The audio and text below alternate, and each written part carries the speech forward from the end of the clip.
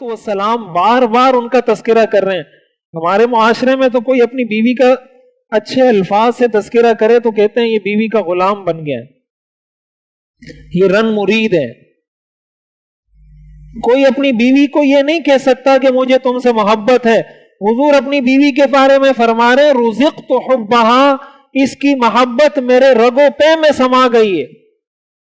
اس سے بڑا جملہ کیا ہوگا؟ ایک تو یہ کہ آپ اپنی بیوی کو یہ کہیں میں تم سے محبت کرتا ہوں, ایک یہ ہے کہ آپ یہ کہیں اس کی محبت میرے رگو پے میں سما گئی ہے, مجھے گھول کر پلا دی گئی ہے, اس کی محبت میرے جسم سے نکل ہی نہیں سکتی.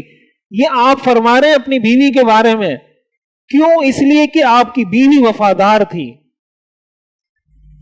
ہم اپنے گھروں کے اندر اس چیز کو تھوڑا اس کی امپلیمنٹیشن کر کے دیکھیں. آپ دیکھیں محبتیں پیدا ہوں گی یا نہیں.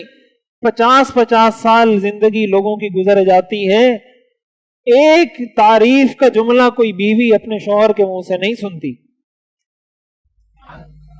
حضرت ڈاکٹر عبدالحی عارفی رحمۃ اللہ علیہ, وہ ایک مرتبہ, یہ واقعہ میں نے حضرت مفتی محمد تقی عثمانی صاحب دامت برکاتہم سے سنا.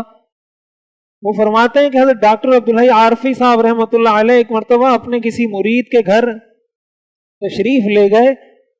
انہوں نے دعوت کی تھی اور کہا کہ حضرت میں نے آپ کی دعوت کی, آپ آئیں. حضرت چلے گئے.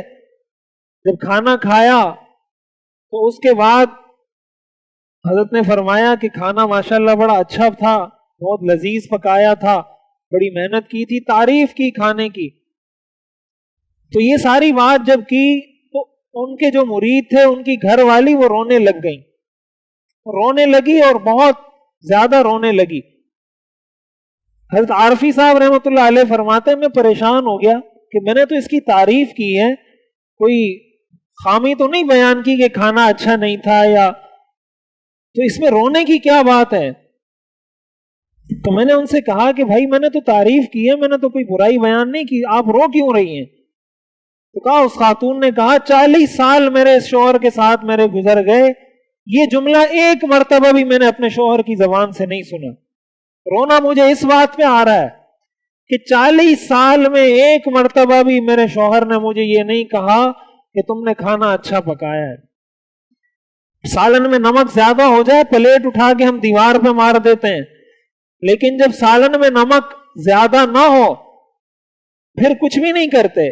نمک زیادہ ہے تو پلیٹ اٹھا کے پھینک دیں گے اور منہ سے پتہ نہیں کیا کیا بولتے اٹھ جائیں گے, لیکن جب اچھا پکا ہوگا کبھی تعریف نہیں کریں گے زبان سے. اور چاہتے ہم ہیں کہ ہمارے گھر اجڑے نہیں, ہماری بیوی ہم سے محبت کرے, ہماری بیوی ہمارا احترام کریں. دین کو چھوڑ کر گھر سے دین کو نکال دیں پھر آپ کا گھر بس جائے, ایسا نہیں ہو سکتا. یہ خیال است و محال است و جنون, یہ خیال تو ہو سکتا ہے, ایک تصور تو ہو سکتا ہے, ایک مفروضہ تو ہو سکتا ہے, حقیقت کا روپ کبھی بھی نہیں دھار سکتا.